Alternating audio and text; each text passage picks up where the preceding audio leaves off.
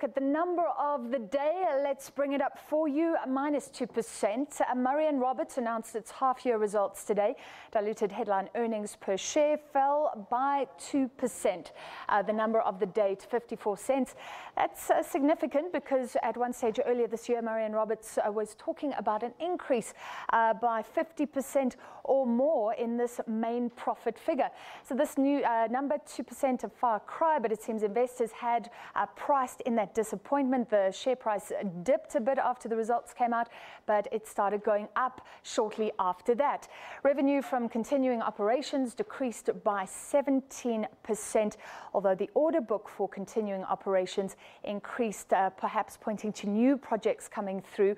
Once associated with construction and infrastructure in South Africa, Murray & Roberts has reorientated itself in recent years to become a multinational firm focused on engineering and mining. It has a focus on the oil and gas, metals, minerals, power and water sectors.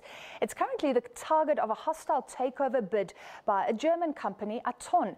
The German family-owned company holds 44% in Murray & Roberts. It's offering 17 Rand per share to get a further stake from shareholders. Murray & Roberts says that should go much higher. 20 Rand or even 22 Rand is fair. Well, let's discuss now. We're joined on the line by the Group CEO of Murray & Roberts, Henry Laas. Mr. Laas, thank you for being with us. A small drop in profits, your overall assessment of your own results. Francis, good evening. Yes, as you've explained, we have changed the orientation of Murray & Roberts quite substantially in the recent past. And specifically for the reporting period, we're very pleased with the performance of our underground mining business. And that business is doing exceptionally well, and also is part of the reason why the order book has increased quite significantly compared to the prior period. The oil and gas business and the power and water business, those two businesses are under some pressure. The revenue was lower than what we had expected, and that is primarily as a consequence of large projects coming to an end, and we experienced some delay in new projects coming into the order book. So revenue is under pressure for those two businesses. But having said that, the underground mining business continues to surprise us. It's just phenomenal the way in which that business is going. Let's talk about the very future of Murray & Roberts hanging in the balance. A hostile takeover, is it going to happen?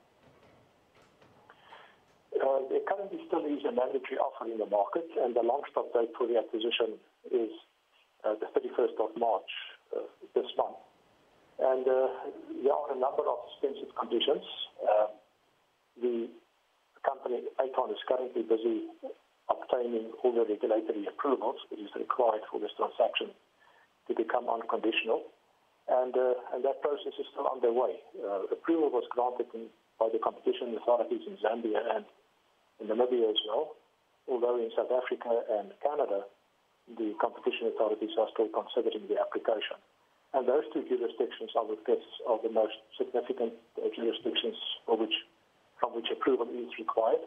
And I cannot express a view as to whether that approval will be obtained or not. However, in the event that the approval is obtained and that the offer does become unconditional, our shareholders will still have 10 business days from that date to decide whether it wishes to accept the offer at 17 Rand per share or not.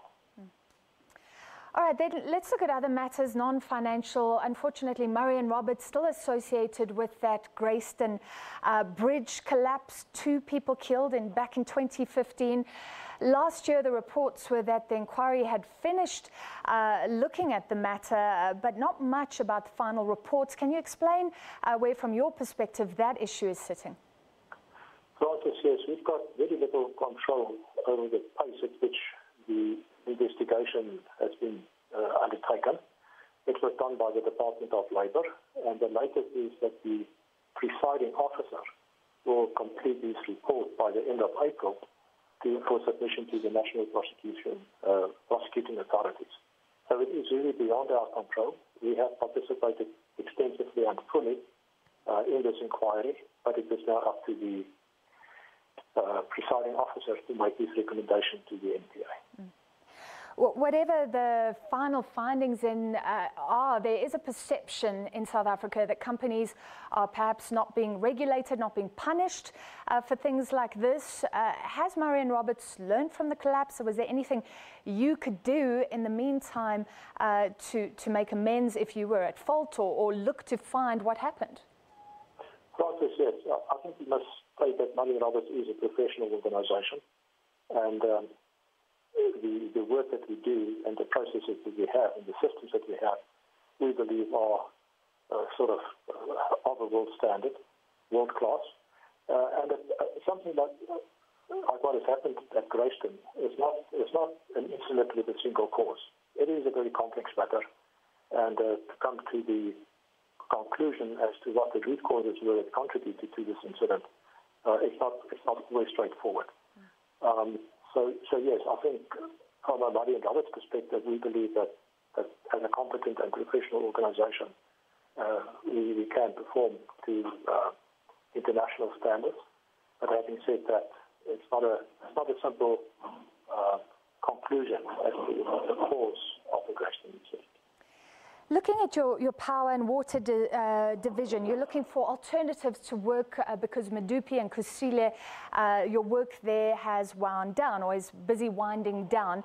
Those contracts have been in the news of late. They're seen as disastrous overall. Can you quickly explain Murray & Roberts' role in Medupi and Kusile, where you stand regarding the claims that everything has been a disaster from top to bottom? Are you exempt from that? The short answer is yes. And to explain why, the both power stations such as Medupi and Kusile, there are various packages of work. Just to break it down very simply, you have the civil packages, you have your boiler packages, you have your turbine packages, the instrumentation and control work, and then all the balance of plant work. Murray & Roberts' participation on both Medupi and Kusile was as a subcontractor to Hitachi, which later on became Mitsubishi Hitachi South Africa through the merger of Mitsubishi and Hitachi's power businesses. So the work that we were responsible for was basically to erect the steel structures and to erect the equipment relating to the boiler packages that were sourced and supplied by Mitsubishi Hitachi. We didn't have any design responsibility as far as the performance parts are concerned. Our work was predominantly to undertake the erection work. So essentially, if you are familiar with the Meccano set, others supplied the components. We built the Meccano set. We've erected it and assembled it all. But purely as far as the boiler packages are concerned. But we didn't have any performance responsibility, no design responsibility, as far as the performance components are concerned. Very quick final question then. Can Murray & Roberts benefit with the split of Eskom into 3 units that's planned? Yes, we are very excited about the news that there will be an unbundling of Eskom. We believe that there is significant opportunity for Murray & Roberts in the boiler maintenance space. We know that the older power stations do require a lot of maintenance work. We've got the capability and the capacity to undertake that work. We're also very confident that the unbundling will create opportunity as far as overhead transmission lines are concerned, and that's also an area that we will be focusing on. So we cannot wait for this process to be concluded, as we believe it will present us with opportunity. All right, thank you very much for your time this evening, looking at Murray & Roberts' results and various issues affecting that company. That was the CEO, Henry Laas. Over to Griselda.